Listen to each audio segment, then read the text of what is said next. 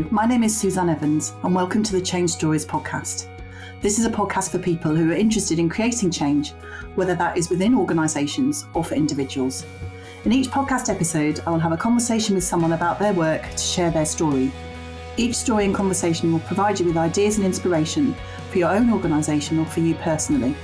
To find out more about each episode, including further reading, and to share your change stories, go to www.changestories.co.uk.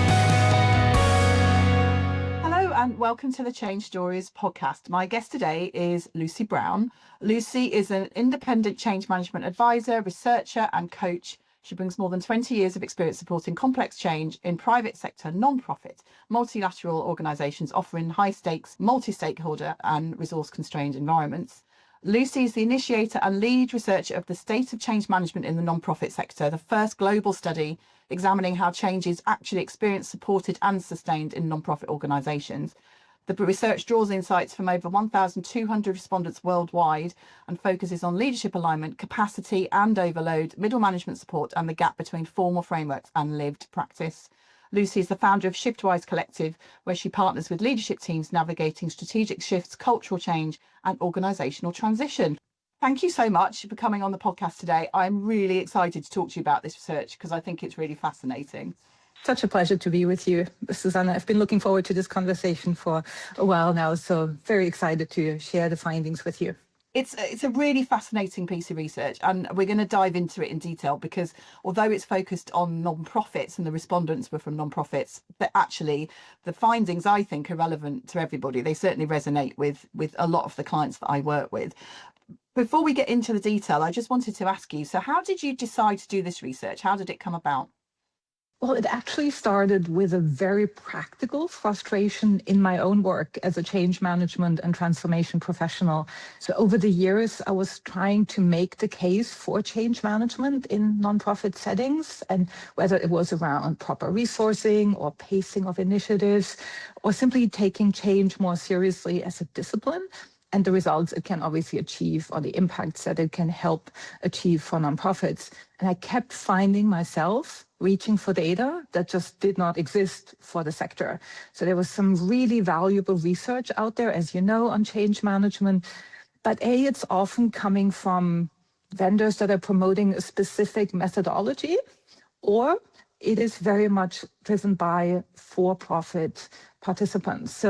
And I could see again and again that using that data just did not land particularly well with nonprofit leaders. And to be fair, it shouldn't, right? Because the operating realities are very different and the resource constraints are very different and the levers you have available as a nonprofit leader are also very different.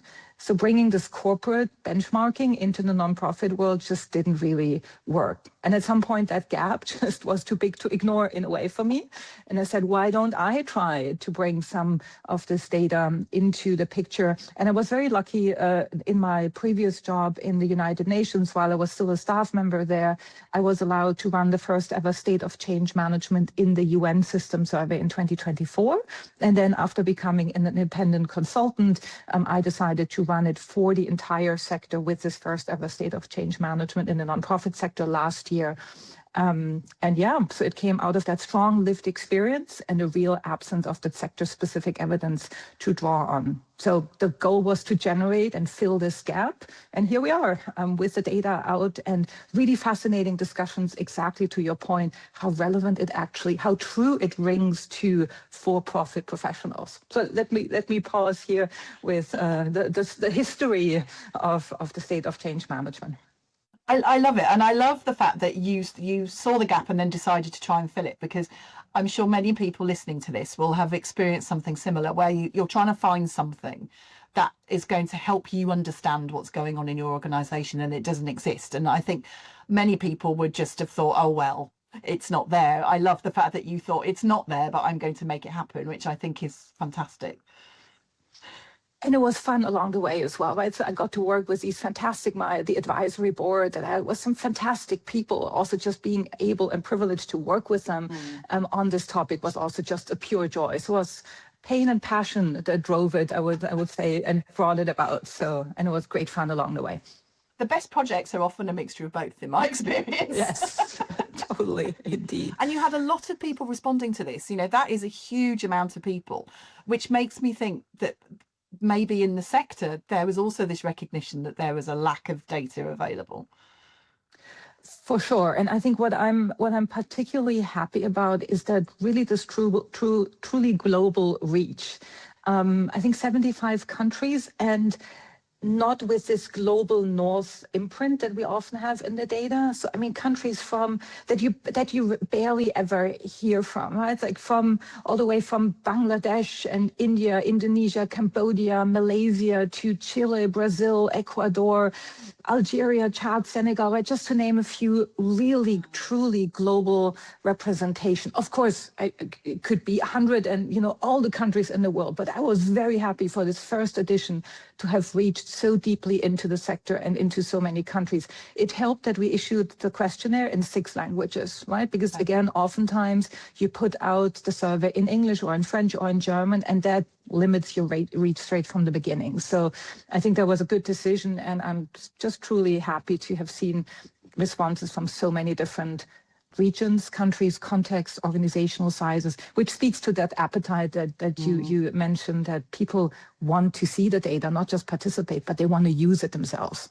And I think it shows that the global nature of change management, and that these trends that you identified are truly global. These are experiences that people within organizations will recognize, which is why it's such a fantastic piece of research. And it was interesting to see just on the regional diversity that actually we broke down all the findings by organizational size, by role of respondent, and we tried to break it down specifically by region, but actually the differences weren't all that pronounced. There was one of the surprising elements. I would have thought there were some really distinctive patterns by region, and you couldn't see any differences by region. So yeah, that was an interesting finding in itself. That is interesting. And I think, you may have seen this yourself in the organisations you work with, but I work with lots of different organisations, and a lot of them like to think that they're different and special, and that their experiences are unique and no one else has this experience. Yeah. And so often it's not the case. You recognise things. There's always nuances in organisations, but I see it here in the UK, where there's a project in the public sector and they're always looking for people who have public sector experience. And yet, as someone who's done a bit of both, that there will be things that you can read across between the private and the public sector and vice versa. And I think that people's experience, the human experience of change, is very similar in many contexts. I couldn't agree more. I would give it maybe one caveat, and that's, I think, terminology or the way the for-profit sector speaks about change, and the levers that I mentioned, they're a little different. And sometimes that terminology can be a little off-putting for the for-profit, for the non-profit sector, because often the examples speak about the sales and the marketing team, even in trainings that you encounter. And it's just that translation into the nonprofit context, I think, is important for for-profit professionals who enter into the change arena in a nonprofit. I think that is important, because you might get an almost allergic reaction to some of the terminology we would use in the for-profit sector. That is very true. Yes. And I think that holds true also in public versus private, in that there's different drivers, isn't there? But there's sort of behavioural things you see are often very similar, I think. It's human beings needing to change, right? So, and it's the same. We don't necessarily like change all that much, right? So, as we know, so that's the same issues come up regardless of the environment. Very true. All right, let's dig into some of the findings. So there's a few that we've pulled out in our discussions, but before we talk today, but actually they are really fascinating. So the first one I wanted to go into was you've described it as when good people drown in good intentions, which I think is a really good way of describing it. So this is basically where there's a lot going on in organisations all at once, and people are trying to do too many things at once, and that causes some problems. Can you talk me through what you found in relation to that finding? Yeah, I think the one thing that surprised me the most is actually in how little resistance actually shows up in the data. How little, when we ask people about what are the key barriers to change in your setting, resistance ranked very low. And I think that challenged a go-to that we often have, that we say actually the idea that people resist change. But when you look at the responses, actually staff reactions in the organizations that responded are much more described as mixed, positive and negative, but mostly positive.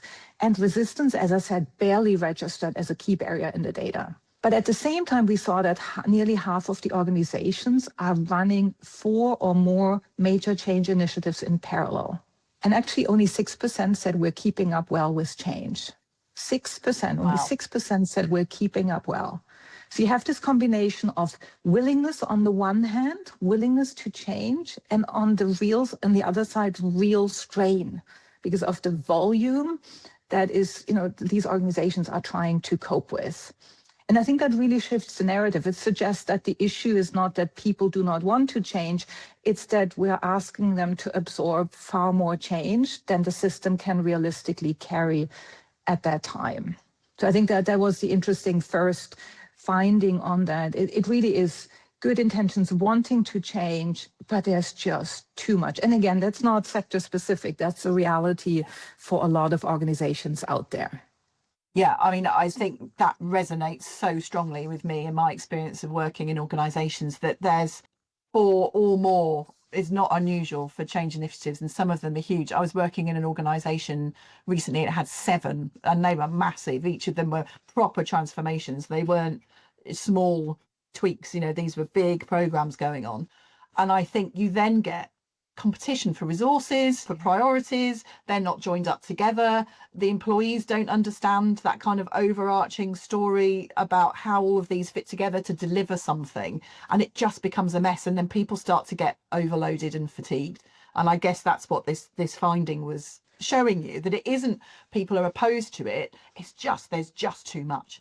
And actually, quite a number of the larger ones even indicated they had more than 10 major initiatives running. Now, with that size, also to be fair, it doesn't mean every single one touches every single staff member. It doesn't mean that each staff member needs to cope with 10 at the same time. But I think that management of the entire portfolio, I think, is becoming much more difficult. And again, given that I feel the change management maturity, if we want to use the term, is relatively low across the sector. And that means a concept like change portfolio management is even less pronounced. So it just feels like far too many balls up in the air that need to be juggled, and you just need to, want to make sure that you're not dropping too many of them. But that's not change management. It's just trying to stay afloat and alive, right? So, but it really, I want to come back to that point of resistance and the surprise around it. I think what sets the sector apart is that strong commitment that people have to the mission of the organization. That's what drives them to the sector to begin with. That's what makes them want to work for a mission-based organization rather than for the automobile industry or the pharmaceutical industry or whatever it might be, right? And that just translates, this commitment is such a precious resource. And that makes it even harder for people to almost want to fight back if things become too much, because everything is important. And, all the topics that people are working on are relevant. They are, in many cases, making a real difference in the world. So saying no is actually extra hard, both for the individual, but also for the organization. So when you have all of these initiatives running in parallel, it's very tough to say which one of them is more important, which one are we going to drop. So I can empathize with the desire to keep them all running, but it just translates into that quiet strain that people experience and just a sense of, wow, this is just getting too much. But I still want to keep going. So I think people are torn between these two feelings probably at the same time.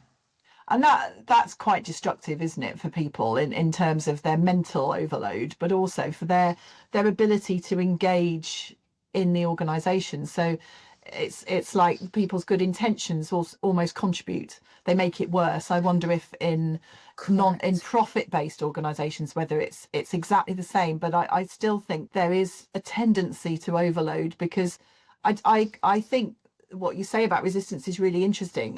I don't see resistance that often in my work, genuine resistance. What I see is fatigue, and people are tired. and overloaded, rather than an unwillingness to change. And so I think that finding is really interesting, because I think still a lot of managers and leaders in organisations are a bit scared of change resistance, but in practice it's not something I see that often. Yes, no, I couldn't agree more. It just feels like often that's where people point towards, saying, oh no, people do not want to change. And I think it's interesting to really correct that narrative, that it's more the fatigue and the overload than actual resistance.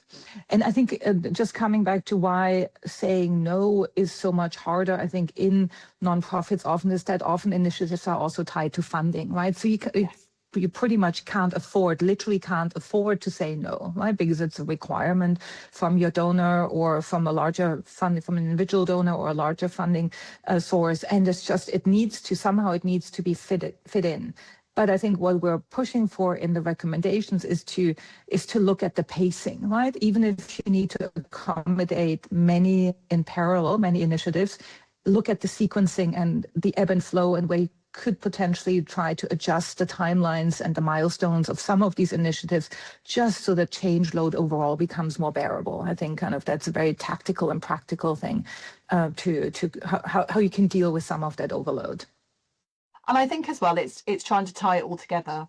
So often, particularly in big organisations, you've got different people leading the different projects and programs, and particularly, as you said, if there isn't that concept of portfolio management, everyone's kind of going off doing their own thing, and it can sometimes feel like they're not pulling in the same direction. So there's a project over here looking at this, there's a project over here looking at that, and they don't talk to each other. And I think from an employee perspective, it's really helpful to understand how they are contributing to the bigger picture, that they might seem unrelated, but actually they are helping the organisation move forward to a shared goal. And I think that's missing even in the biggest organisations. I worked on a project recently, a big organisation, 9,000 people, huge portfolio office. They still didn't join them up together. There was talk about doing it, but it never happened because it was just too difficult. So I think it's simple stuff, exactly as you say. Look at the timescales, look at the milestones, look at how can we talk about this as a whole thing rather than 7 or 8 or 4 individual programs. It just really helps people understand what we're trying to get to. And in a way, we're already kind of touching on the second big finding here. Is there's basic things that you can do that organizations don't seem to practice, and kind of a simple capacity check can work wonders, right? So kind of, we call it the simple discipline almost no one practices. Like, it's just been so fascinating that capacity check is basically just a pause before you start something new, right? You just take this moment before you throw something else, another ball into what people are already juggling, to say, wait a minute, so what is it that we're trying to do? What's already happening? And how can we fit it in? And it was astounding to me that just wasn't the norm. So the data showed that simple step can make a huge difference. And actually, I want to give you the data for that, because in the organizations that do this regularly, that pause and check in on capacity, they were 8 times more likely to say in another question that they are keeping up well with change. So those who paused and said, yes, we're checking capacity regularly, 8 times more likely to say we're keeping up well with change. Wow. I found that number, that data point, really fascinating. And it was one of the clearest data points in the entire set. So those who didn't check only said we're keeping up well at 6%. So 50% versus 6%. And it's just such a simple thing that you can do. It doesn't have to be a complex exercise. It doesn't have to be this big piece of analysis that's going to in itself take you months to complete. It's that little pause, that check-in with the team, with the division, with the entire organization, quickly mapping what's happening, what else might we be able to move around or adjust if we need to fit this new thing in. And just for me, that was just such an eye-opening finding, in a way, in the clarity of the data and how simple it actually is to do it, and how few people actually do it in reality. So, and I think this is such a powerful piece of data. So what you showed was that only a minority of companies actually do this. So a minority of organizations are doing this practice consistently, and yet those that do, it's having a huge impact on change success. Yes, 100%. And I think it seems so simple, and yet organizations are skipping it. Did you have any insights into why organizations are choosing not to do this really simple practice? And totally. And we discussed that quite a bit also in the advisory board discussions on the findings. And I think there are actually a few reasons. One we touched on earlier is purely pressure, right? So many of these change initiatives in the nonprofits are driven by funding cycles, compliance requirements as well, or external expectations that are just really difficult to get away from. So the focus on getting started quickly and showing action quickly is real. So that I think can lead to just people jumping in head on without doing this capacity check first. And I think another one, and I'm curious to hear your thoughts on this as well, that I feel capacity doesn't have a clear owner in an organization, right? So strategy has an owner, project have their owners, but overall capacity is rarely managed at that level. So I'm even curious, I was thinking myself, where would that sit other than with the top of the organization, but who's supposed to keep an eye on how much capacity there still is? And then, of course, there's this cultural element that we already touched on a little bit, that there's such a strong instinct to say yes because everything feels important and mission critical. And sometimes lives are at stake, right? If you don't do this initiative, it could have an impact on people's lives and their chance of survival if you're in the humanitarian space or in that. So the stakes are high.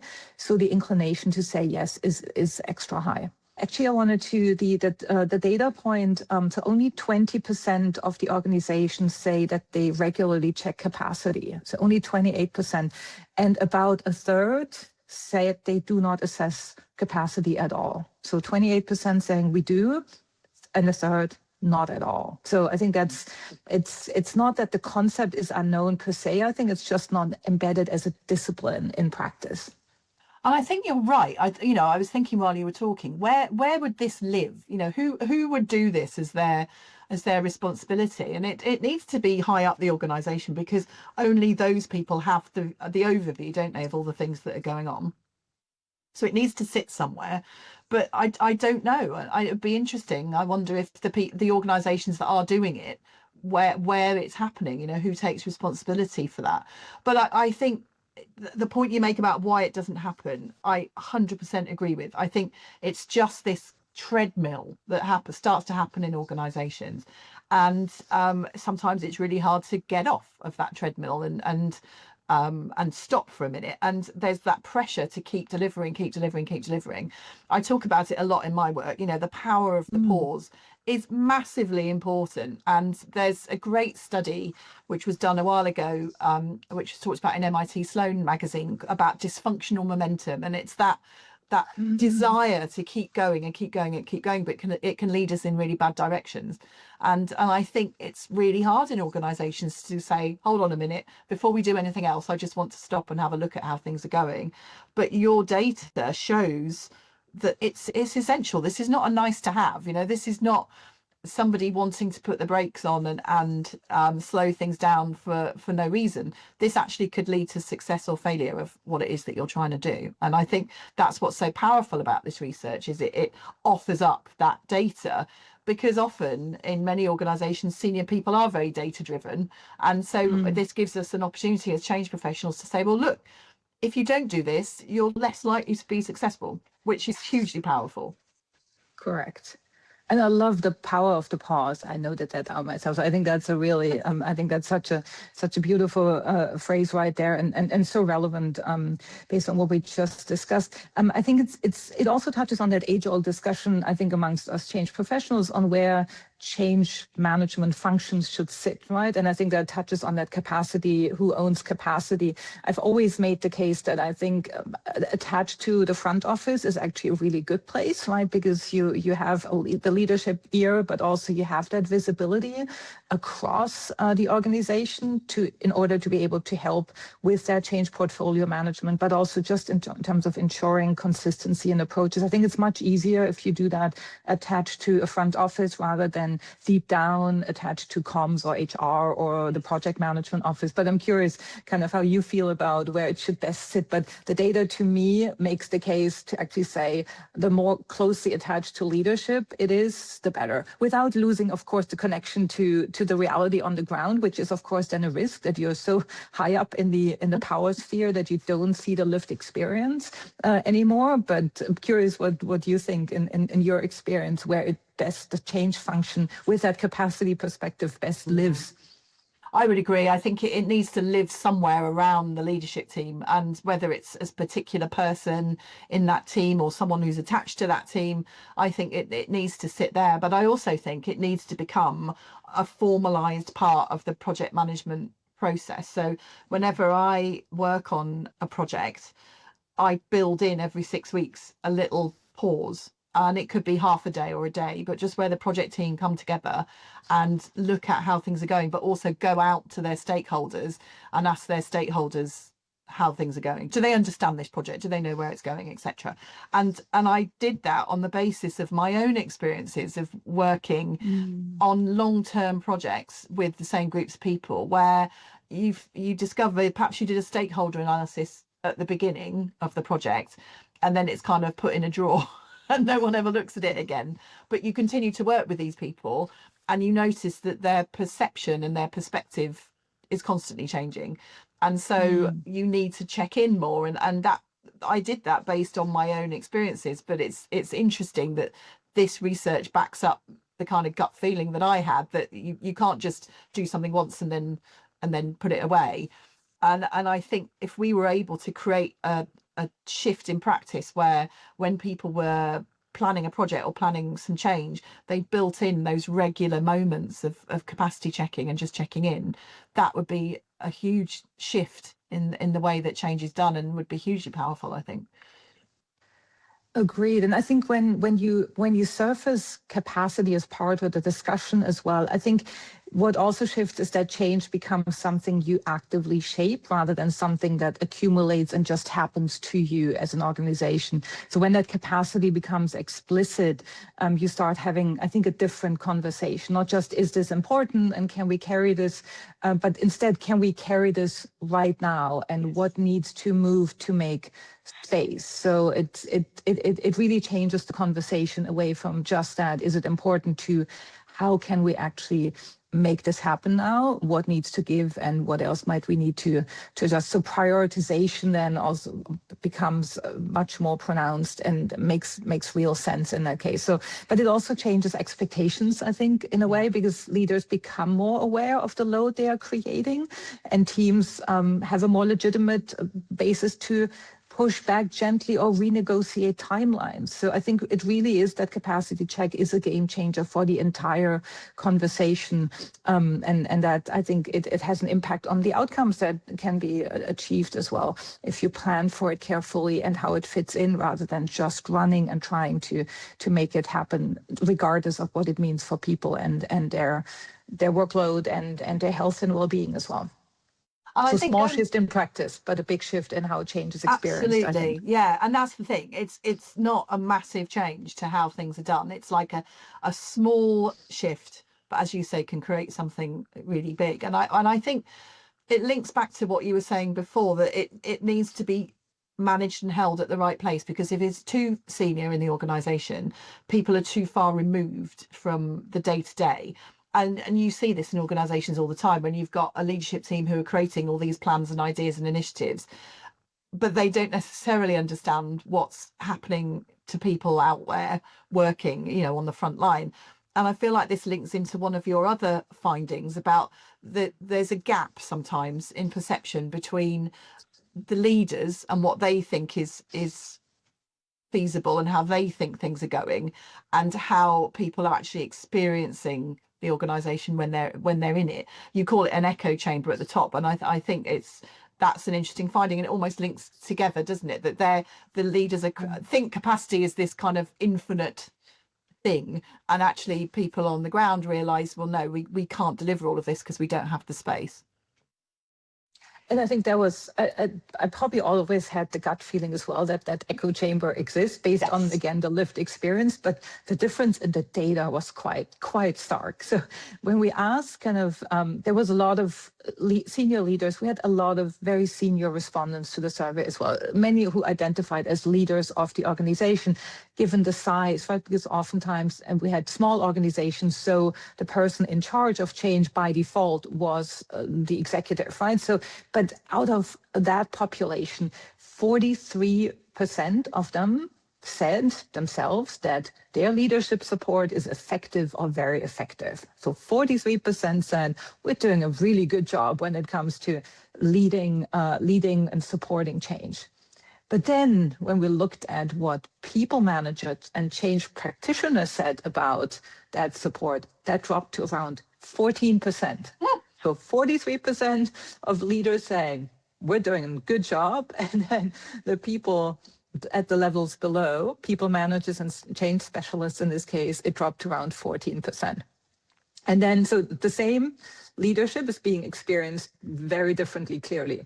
And you see a similar gap when it came to the question of, are you providing clarity, not just support, but clarity about the direction and what this change is all about. So it was interesting to see that 3/4 of the executives said, we're giving very clear direction. And that drops to under 1/3 for people managers and to just about 10% in change specialists. So 3/4 of the leaders themselves saying, we're good on clarity, and then under 1/3 of people managers and just 1 in 10 in change specialists. So from one perspective, things look really clearly aligned. And from another, this feels way more fragmented and not as clear, to say it very diplomatically. You are being very diplomatic. Were you able to dig into that and understand why that was happening? You know, what was leading to that difference in perception?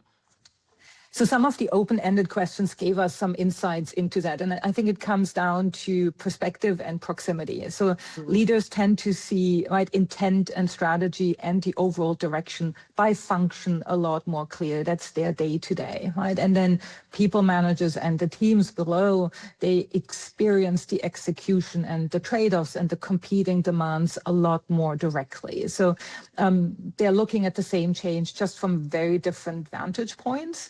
But there's also, I think, an information dynamic that's at play here. So messages often get filtered or diluted as they move through the organization, and feedback doesn't always travel back up with the same clarity either. So there's this disconnect that the messages that are being communicated from top don't reach all the way down in the hierarchy, but equally the feedback that's so vital that could potentially change the perspective at the top doesn't translate up either fully. And some of it is cultural as well, that, you know, speaking up, and maybe regional as well to some degree. That would be interesting to dig into how much it is considered to be okay to actually voice critical opinions about what leadership has decided the direction would be. So, but that's for the next edition. I really want to dig a little deeper into some of those cultural elements.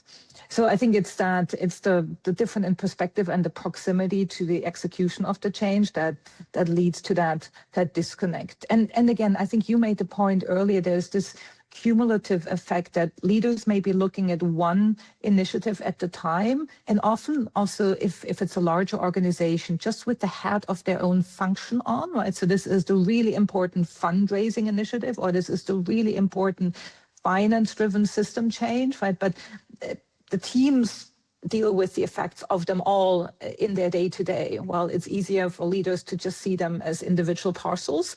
And so I think that's also maybe is one of the causes why there is this disconnect, and it feels like a bit of an echo chamber at the top. I mean, this is a fascinating finding, but also I think it resonates with me. I'm sure it will resonate with a lot of people listening, because I think two things were springing to mind for me when I read this and when you were talking about it. One is, I think when you've been in a change as a leader or as a change practitioner for some time, you're so involved in it that you've understand it really clearly, and then you have to go and explain it to other people in the organization, and for them it might be the first time that they've heard about it. So you have all these months of experience of where you've been building knowledge about it, and then you create something, some form of communications to explain it to everyone else. And what might make sense to you won't make sense to them because they're not so far along the journey as you. And I think I see it all the time working with change people, comms people and leaders, when they're trying to do something to explain the change to people, and they explain it in a way that perhaps uses acronyms or uses words that have been used in the change. And then you create something that you're happy with, and you think, I'm doing some communications, I'm doing the right thing. Communications are really important, but you haven't tested it to see whether people understand it, and so it just makes things more confused. So that's the first thing that really resonates with me from that. We know that clear communication is really important, but how often do organizations actually test the communications that they're creating with people who are supposed to be receiving them to make sure they understand it?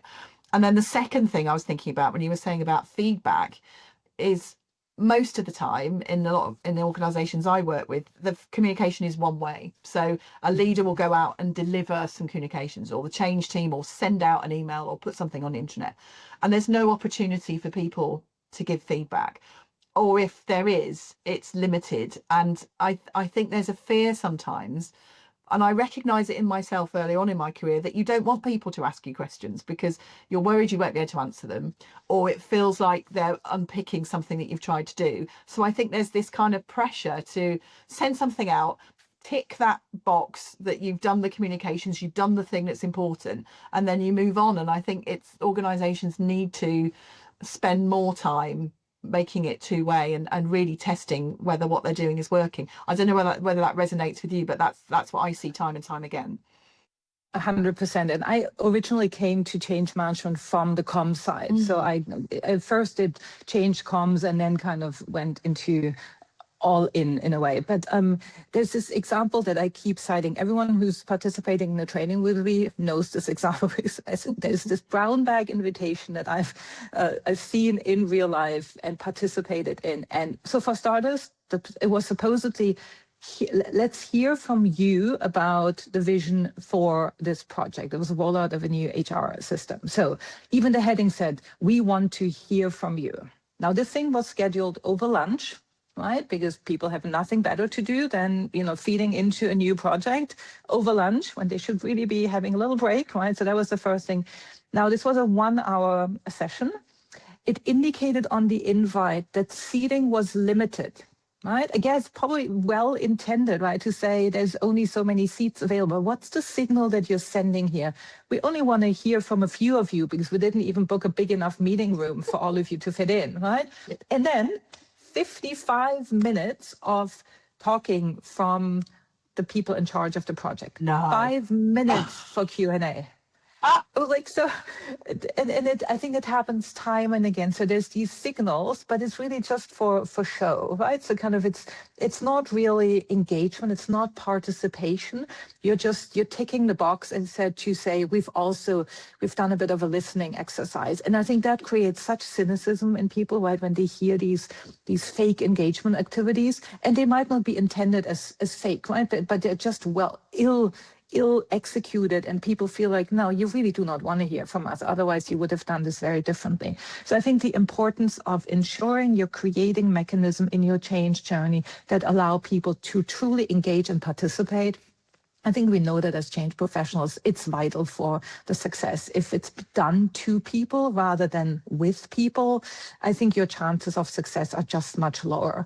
And I think that's another way of breaking through into that echo chamber, right? Is making sure that you're creating these types of feedback loops and interactions where people at the different levels of the hierarchy can hear the lived experience and the suggestions, the ideas, the precious ideas people have about how to fit not just a change into their work, but how to also execute it in a way that makes the most sense for their reality. So I think if you do more of that truly well-intended and well-executed engagement and participation activities, that's another way of making sure people at the top aren't just kind of spinning up new ideas that sound well up there, but don't have a chance of landing well and being incorporated and incorporatable in a way into what people are already juggling. Yeah, 100% agree with that. And I think it links back to the conversation we had earlier about resistance. I think there's so much fear sometimes from change teams, from leadership teams, that if you open the door to questions and comments and feedback, who knows what might happen. And I think actually, in my experience and yours too, by the sounds of it, opening the door to people, you end up with a better project, because people who are involved and on the ground can tell you that's going to work, that's not going to work. Oh, we saw this thing that might be useful, and you can build a much richer thing. So it's not something to be afraid of. It's not, we should invite questions, welcome comment, welcome critique of a change, because that in the end helps us build something that will land better, but also it helps bridge that gap between what's going on at the leadership team and then what actually is going on elsewhere in the organisation. It's hugely important. It's hard sometimes to get people to do it, but I think, again, this is where your research is so valuable, in that it gives us data to say, you need to be doing this, even if it feels uncomfortable, because ultimately it's going to improve the change that you're trying to create. And I think this idea of the echo chamber I find fascinating. And again, I think it's powerful data that we can use to create change in the profession. I briefly want to touch on the final really interesting finding, because I think it's related, right? It's about these mid-sized organizations that you describe as the missing middle. So this is where they haven't got a big change function because they're not the big organization. They're not really small, so that it's easier to create change because everyone's involved in everything. It's that missing part. And you discovered in it that this is where there's a real lack of confidence in having change capability, which I think is really interesting. So you just got these mid-sized non-profits with between 101 to 1,000 staff. So that this is, they're still big organizations, but that size of organization is very common across all sectors. So I think what's really interesting is that level of confidence and capability is softening. That's how you describe it. Can you describe a bit more about what you discovered with that size of organization?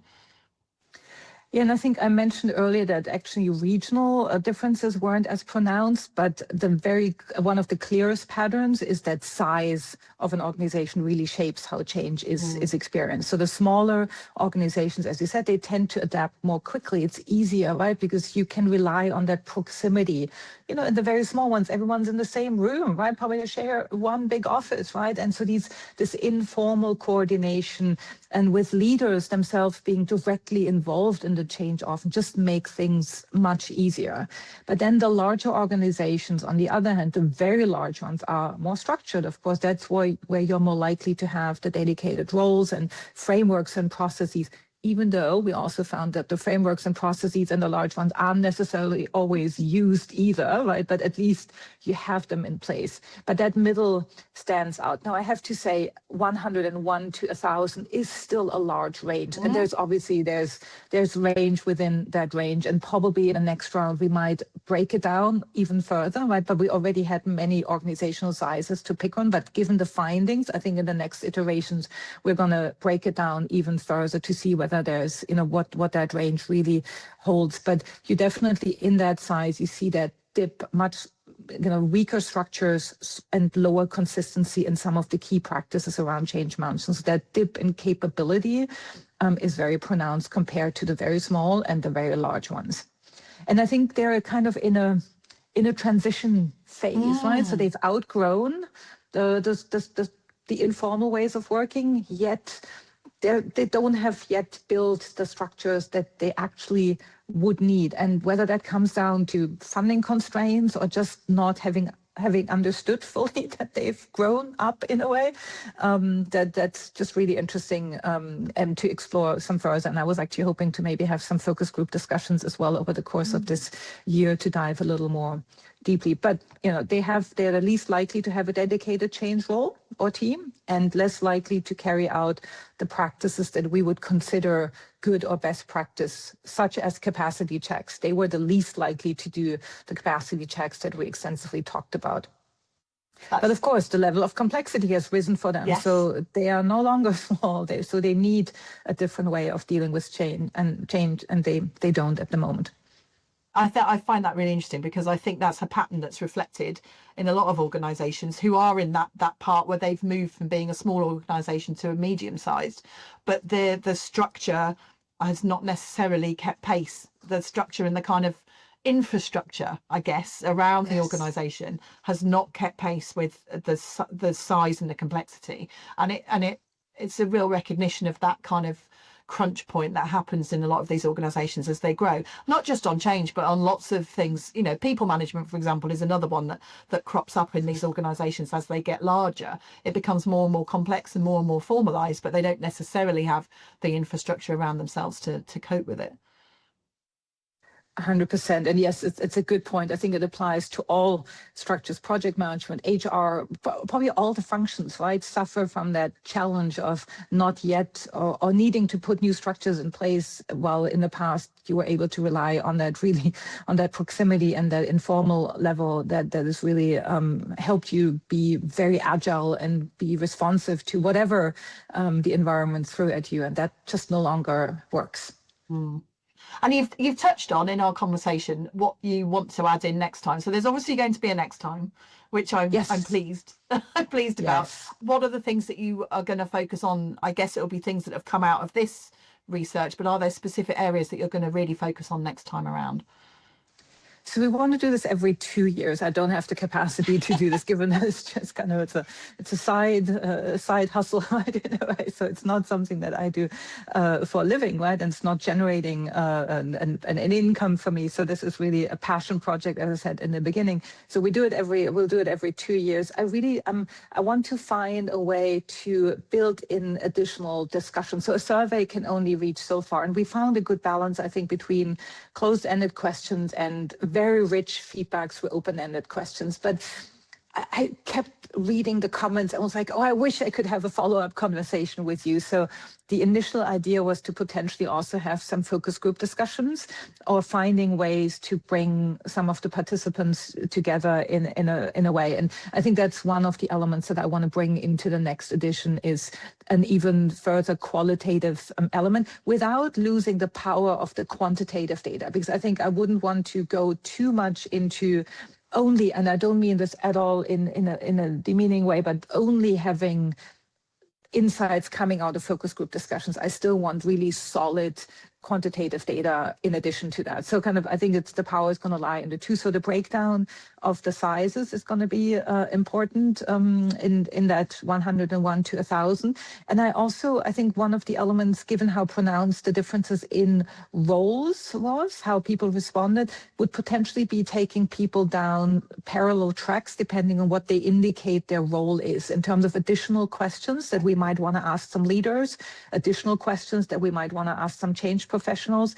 Because one interesting insight, and I don't want to go too deep into it, but I'm inviting people to check this out on the website, stateofchangemanagement.org, is looking at how people perceive what good change management looks like based on whether or not they have a qualification in it, right? So I think there's a bit of a bias in the data that people said that they were certified in change management, but if we then looked at what they considered to be a certification, it actually wasn't really change management related, right? So there could be a real benefit in unpacking that a bit more by role, and then asking some more pointed questions given now what we know about this echo chamber, etc., that could help us understand even further how these different roles function and how they function together and the different perceptions that they hold. So those are some initial ideas, but I'll be counting on my trusted, a new advisory board. I don't want to ask the poor people again to support the next round.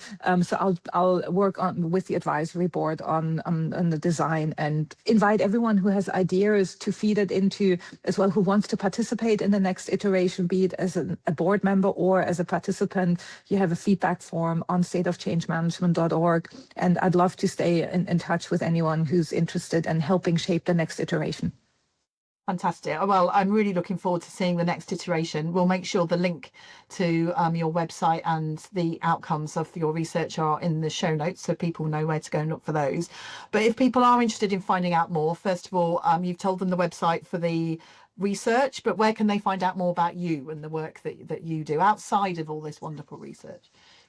So there's a dedicated area on stateofchangemanagement.org where there's more information about me and also a way of getting in touch with me. So that's the simplest way.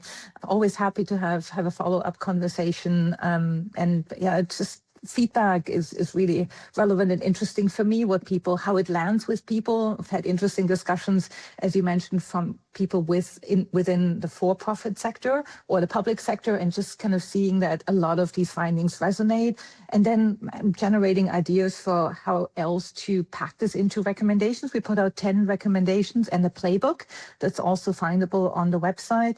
And if people have additional suggestions for what makes sense, I'm always also curious to hear about those and to see how we can potentially feed them into what we put out there for people to consider as they try to crack that nut and see how they do better around change in their organizations.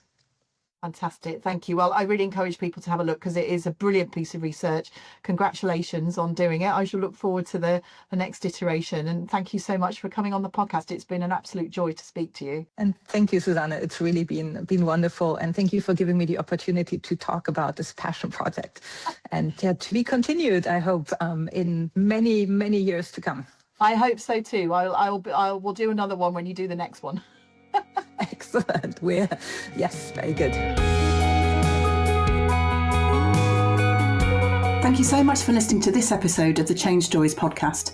I love this conversation and I hope you did too. Thanks as ever to my wonderful guests and to Pete Morgan at Monkey Pants Productions for making the podcast sound amazing. If you want to find out more about this or any other episodes of Change Stories, go to www.changestories.co.uk where you will find all the episodes and show notes.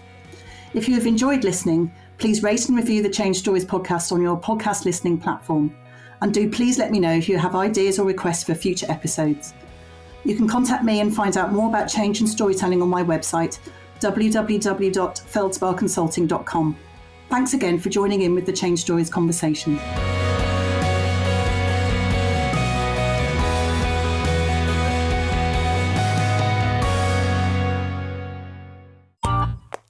This has been a Monkey Pants Productions podcast.